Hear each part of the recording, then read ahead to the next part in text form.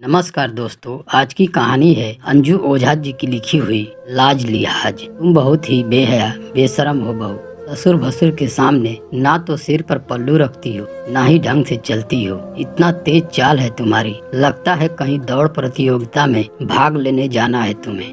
बेहद कड़े शब्दोच्चार से तंज कसते हुए सुमित्रा अपनी बड़ी बहू दामिनी से कह रही थी। सास के ताने से बेचारी सहम गई और वहाँ से मन से अपने कमरे में चली आई। उसके पति वैभव आईना के पास खड़ा होकर अपनी मूछों को कैंची से आकार दे रहा था। क्या हुआ, क्यों रोनी सूरत बनाई हो? माँ ने फिर से अपने तर्कस में से व्यंग बाढ़ चलाए। उफ, ये माँ भी ना एकदम से खड़ूस सास जैसी बनती जा रही है। अरे जाने दो ना, उसकी यही खराब आदत है, वही करो जो ठीक लगे, कहकर पतिदेव ऑफिस को निकल गए। 4 साल बाद देवर की शादी कमाऊ देवरानी सुचिता से होती है। सुचिता सुबह देवर अरुण के साथ ऑफिस चली जाती है और रात को 7-8 के बीच आती। अपने काम काज से इतनी थक जाती, फिर भी दामिनी के काम में मदद कर देती। लेकिन बाहर के काम का दबाव भी था, इसलिए सुचिता का गृह कार्य में सहायता करना न करने के समकक्ष था। मतलब ऊँट के मुंह में जीरा।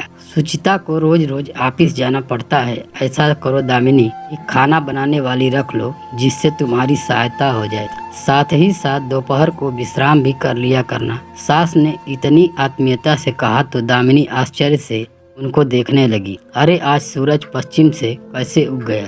इतना स्नेह और ममता तो मेरे लिए नहीं था इनके मन में। लेकिन मम्मी जी, खाना बनाने वाली 5,000 लेगी, आप दीजिएगा ना? और बर्तन बासन व झाड़ू पोछा का अलग से 4,000 लेती ही है। हाँ हाँ बहू, रख लो ना, दिया करेंगे पैसा दोनों को। दामिनी को सास के बदलते स्वभाव पर संदेह हो रहा था कि किचकिच करने वाली ये औरत अचानक से कैसे बदल गई। और तो और अब मुझको सिर पर पल्लू रखे या न रखे, इसके लिए टोकती भी नहीं। विश्वास नहीं हो रहा। खैर मुझे क्या। एक दिन दामिनी को पता चला कि देवर बोले हैं अपनी माँ को खाना बनाने के लिए एक आदमी रख लो। सुचिता से घर का काम नहीं होगा, 1 लाख कमाती है, खाना बनाने वाली का पेमेंट कर दिया करेगी और तुम सबके दवा दारू का खर्च भी देगी और 10,000 राशन का भी देगी। और माँ, तुम सुचिता के पहनावे पर रोक टोक मत करना। वो बड़ी भाभी नहीं है कि तुम्हारी जली कटी सुने, समझी ना? वो आज की लड़की है और हमसे ज्यादा कमाती है।